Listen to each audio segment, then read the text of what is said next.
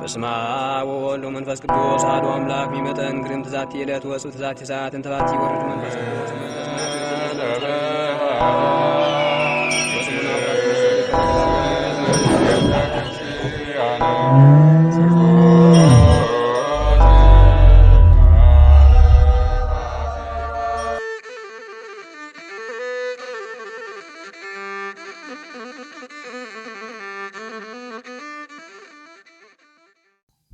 በስመ አብ ወወልድ ወመንፈስ ቅዱስ አሐዱ አምላክ አሜን። የተወደዳችሁ የልዑለ ባህሪ የጌታችን የቅዱስ እግዚአብሔር ቤተሰቦችና ልጆች እንደምን ሰነበታችሁ? አምላካችን ቅዱስ እግዚአብሔር ስሙ ዛሬም ዘወትርም ለዘለዓለሙ የተመሰገነ ይሁን። ሶስተኛውን ክፍል የቅዱስ ዮሐንስን ተግሳጽ እንቀጥላለን። ይህ በአምደ ወራዙት ዘተዋሕዶ ሚዲያ ላይ የሚቀርብላችሁ የቅዱስ ዮሐንስ ተግሳጽ ትምህርት ነው።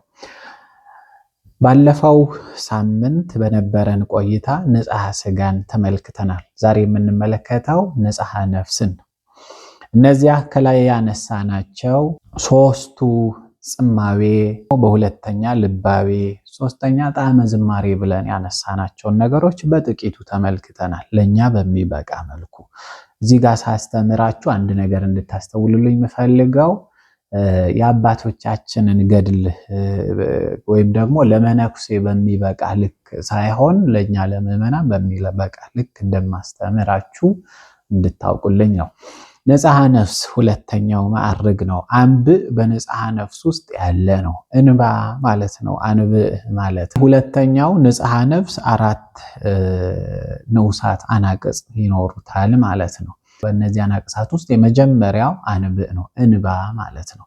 ቅድም ያልናቸውን የመጀመሪያዎቹን ከዚህ በፊት የተመለከትናቸውን የመጀመሪያውን ደረጃ ያለፈ ሰው ወደ ንጽሐ ነፍስ ያድጋል ማለት ነው። ንጽሐ ሥጋን ካሸነፈ፣ ንጽሐ ሥጋን ካለፈ፣ ንጽሐ ሥጋ ላይ ያሉትን መስፈርቶች የጨረሰ ሰው ወደ ንጽሐ ነፍስ ይሄዳል። አሁን ነገሮችን አስተውላችሁ ከሆነ ከዚህ ከውጫዊው አካላችን ወደ ውስጠኛው ነፍስ ነው እየተጓዝን የምንገኘው።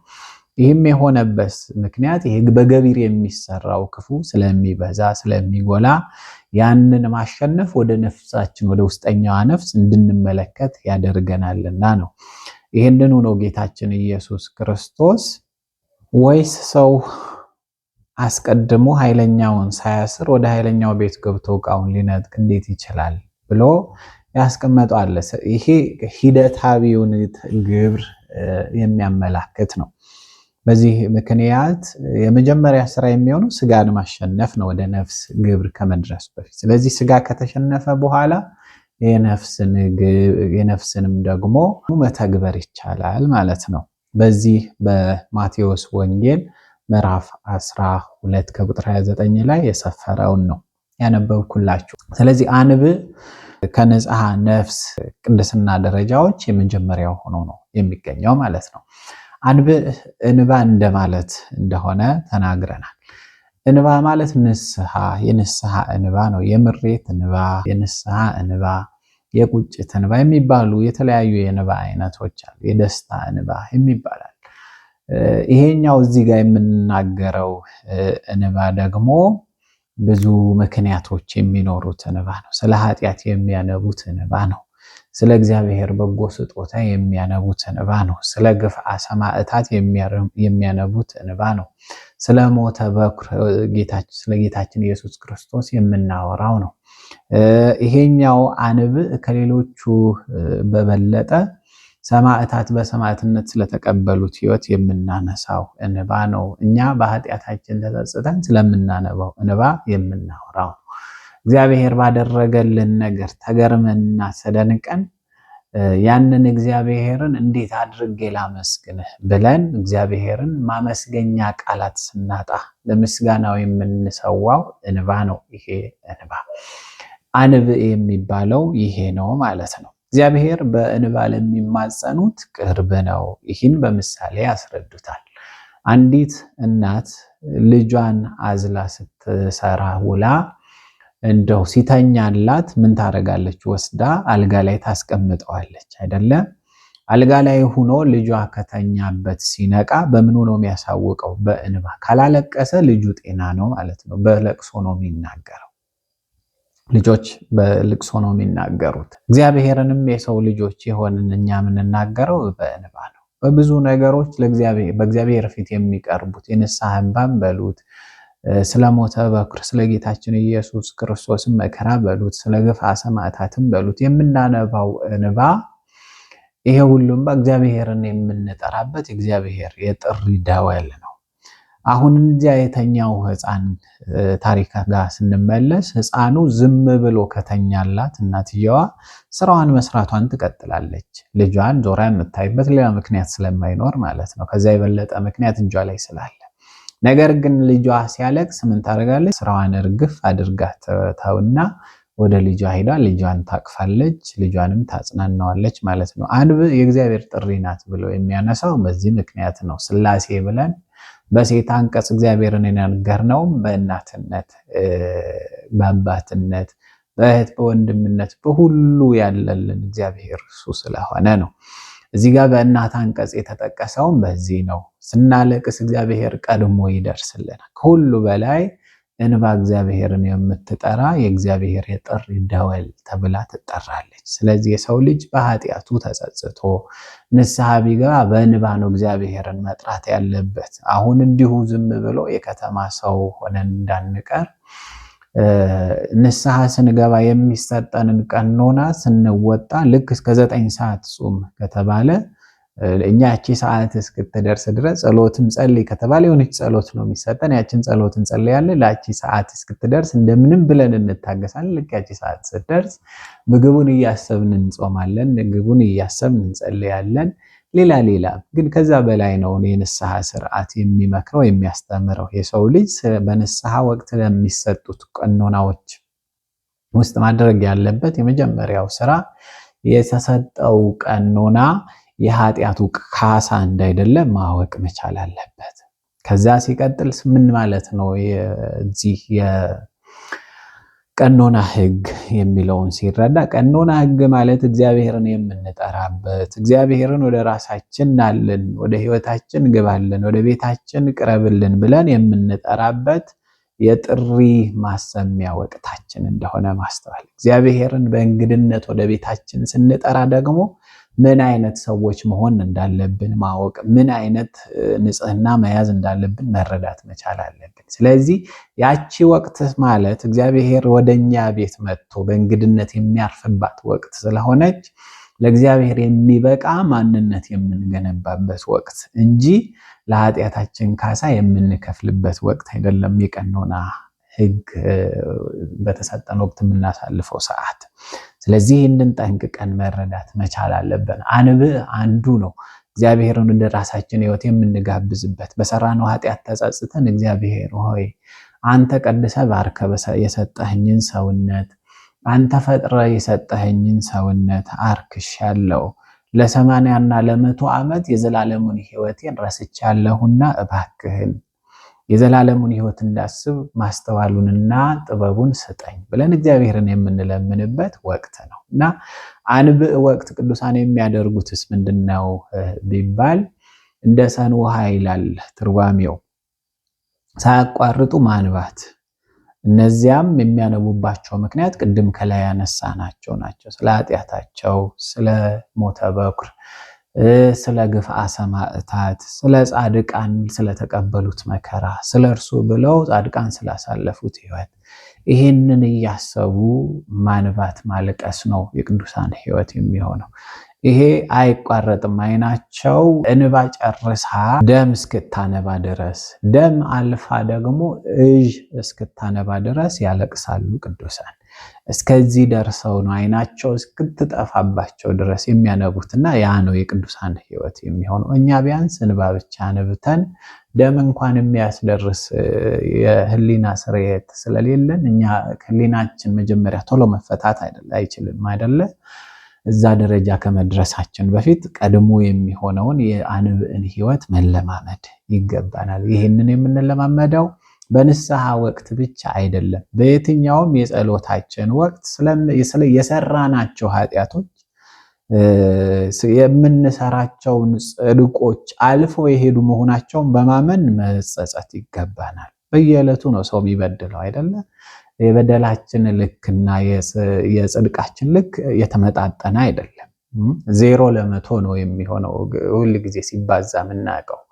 ስለዚህ እንዲህ አይነት ህይወቶች ሊኖሩብን ስለሚችሉ በንስሐ ወቅት የምናነባውን እንባ አውቀን ተረድተን ለምን የሚለውን እንድናነባና የንስሐ እንባችንም የበረከት እንዲሆንልን አምላካችን ቅዱስ እግዚአብሔር ይርዳን።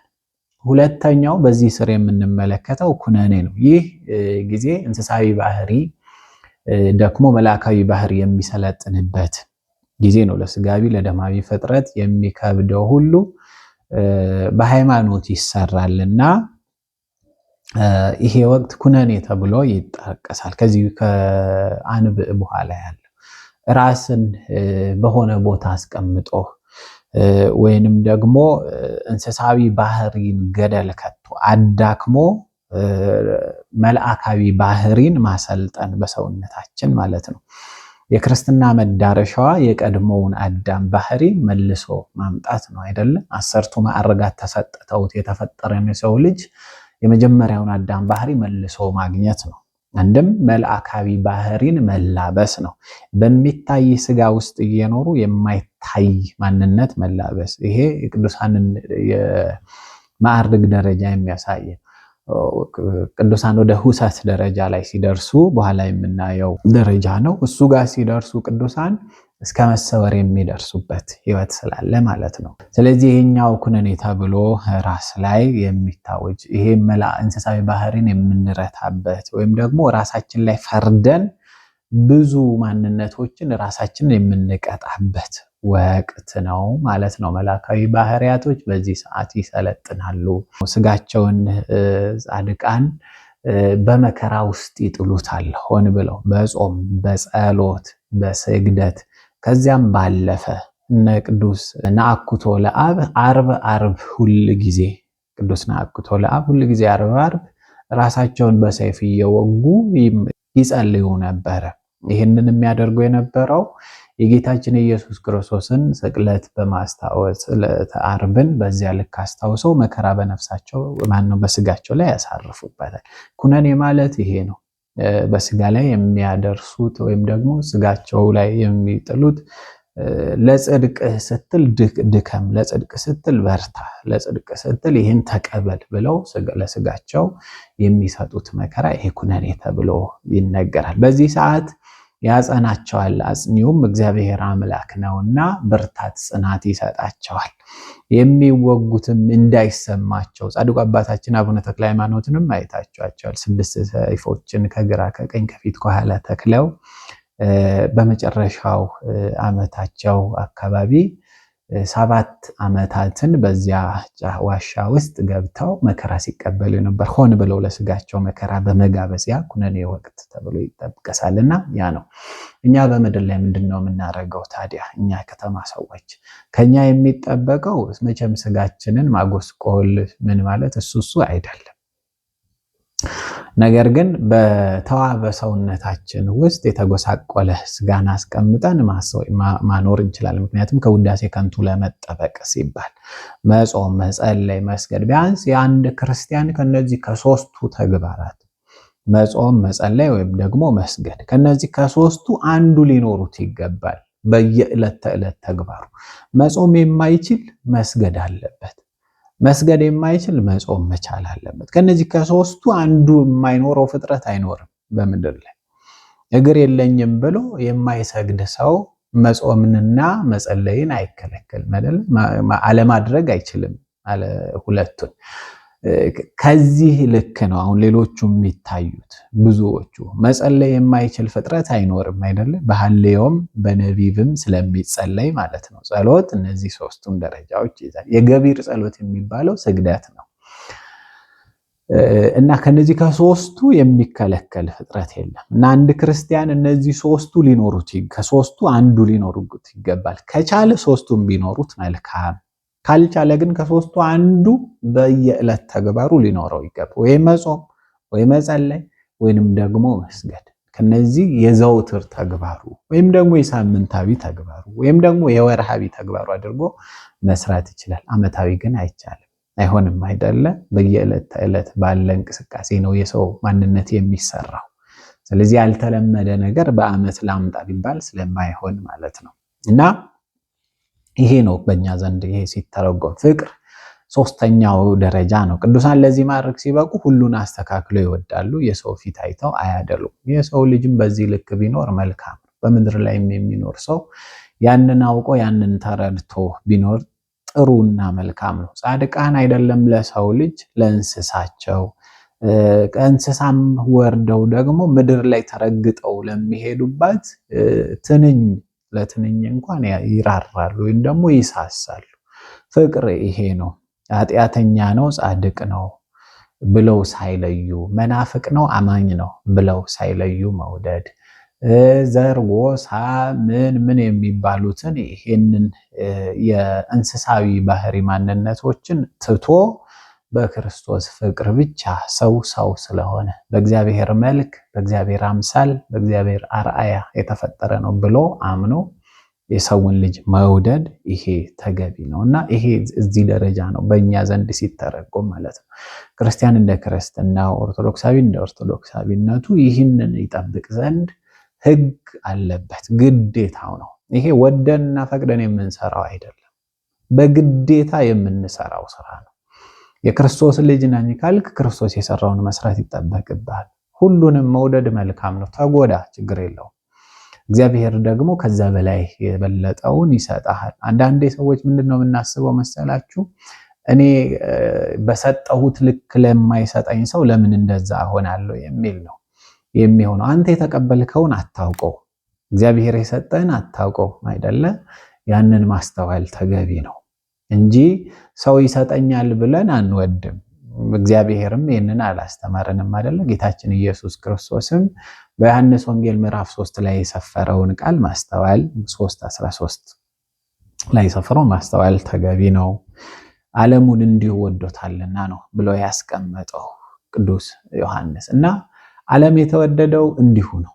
እኛም ስንወድ እንዲሁ ነው። ሌሎችንም ስንወድ እግዚአብሔር መስፈርት አውጥቶ ይሄን ስላረገ፣ ይሄን ስላወጣ፣ ይሄን ስላወረደ፣ ይሄን ስለሰቀለ፣ ይሄንን ስለሰጠኝ፣ ይሄን ስለከለከለኝ ወድጃለሁ ወይም ደግሞ ጠልቻለሁ ብለን መስፈርት አውጥተን ሰውን አንወድም።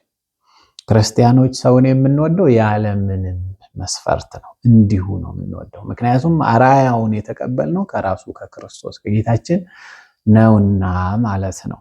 አሁን ላይ ያሉ በሚዲያ ላይ በምን ላይ የምንመለከታቸው ስህተቶች የሚመነጩት ምግባራዊ ትምህርቶች ካለመማር ነውና እንማማር፣ እንለወጥ፣ ክርስቶስ ያሳየንን ሕይወት እንኖርበት። ያ ሲባል እንደ ሞኝ ርግብ ሆኖ ብቻ መኖር እንደማይገባም ማስተዋል ያስፈልጋል። እንደ እባብ ልባሞች ሆኖም እንደተባለ ማስተዋል ያስፈልጋል። ልባም ስንሆን ደግሞ ምቀኛ መሆን አይደለም። ልባም መሆን ማለት ትዕቢተኛ መሆን አይደለም። ልባም መሆን ማለት ተንኮለኛ መሆን አይደለም። አስተውሉ። ሁል ጊዜ በልቡናችን ያለውን መሻት፣ ስጋዊ መሻት ብቻ አናስቀድም። እንደ ርግቢቱ የተነገረውና እንደ እባብም የተነገረው ምንድነው የሚለውን ማስተዋል ነው። አስተዋይነት ያስፈልጋል እንጂ ቅድም ካነሳናቸው ማንነቶች ውስጥ መግባት አያስፈልግም። ትዕቢተኛ፣ ተንኮለኛ፣ ክፉ እንደዛ መሆንን አይደለም እንደ እባብ ልባም ሁኑ የተባለው። የምንሰራትን ነገር አስተውለን በመስራት ከእግዚአብሔር መጠበቅ እንደሚገባ፣ ሁለተኛ ደግሞ ሰውንም በራሳችን ልክ መስራትና መስፋት እንደምንችል ማወቅ አለብን። አንዲት ጠብታ በተደጋጋሚ የምትወርድ ጠብታ ድንጋይን ሰብራ አፈር ታረጋለች እንደሚባለው ማስተዋል ይሄ ነው። በየዕለቱ ትንጥዬ ነገር ትንሽ በጎ ባደረግን፣ ባሳየን፣ ባስቀመጥን ቁጥር ለነገ ትልቅ በጎነት እያዘጋጀን እንደሆነ ማስተዋል ያስፈልጋል። አስተውሎት ይሄ ነው። አሁን ያረዳድ ችግር እንዳይፈጠር ደግሞ ማስተዋል አሁንም ተገቢ ነው ማለት ነው። ይሄ ነው ፍቅር የሚባለው። ፍቅር ሲባል እዚህ ደርሶ መዋደድ አይደለም። አንድ ቤተክርስቲያን ውስጥ እየዋሉ አንድ ቤተክርስቲያን ውስጥ እያደሩ ይቅርና ሌላውንም ዓለም ላይ ያለ ሌላውንም ሃይማኖት ላይ ያለውን በዛ ልክ መውደድ እንደሚያስፈልግ የሚያስተምር ትምህርት ነው ይሄኛው። አራተኛው ሁሰት ይባላል። በመንፈስ መነጠቅ ማለት ነው። ይህስ የቅዱሳን ነው እና እናልፈዋለን። ንጽሐ ልቡና